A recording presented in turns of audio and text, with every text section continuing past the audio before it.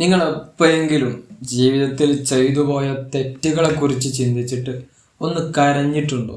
അള്ളാഹുവിനെ കുറിച്ച് ചിന്തിച്ചിട്ട് എപ്പോഴെങ്കിലും കരഞ്ഞിട്ടുണ്ടോ? മഹാനായ അനസ് ബിൻ മാലിക് തങ്ങൾ പറയുന്നുണ്ട്, മുത്തുനബി സല്ലല്ലാഹു അലൈഹി വസല്ലമ തങ്ങൾ പറയുന്നത് ഞാൻ കേട്ടിട്ടുണ്ട്, ഓ ജനങ്ങളെ, നിങ്ങൾ കരയണം. നിങ്ങൾക്ക് കരച്ചിൽ വരുന്നില്ലെങ്കിൽ നിങ്ങൾ ഉണ്ടാക്കി കരയണം.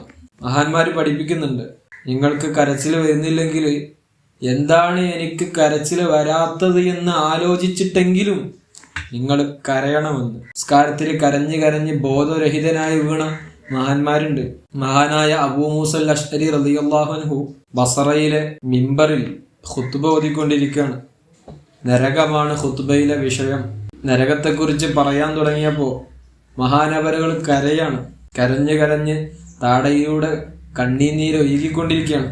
നാം മനസ്സിലാക്കേണ്ടത്, എപ്പോഴെങ്കിലും നാം റബ്ബിന്റെ മുമ്പിൽ ഒന്ന് കരഞ്ഞു പറഞ്ഞാല് നാളെ ആഖിറത്തിൽ നമുക്ക് സന്തോഷിക്കാൻ നമുക്ക് സാധിക്കും. Let's continue.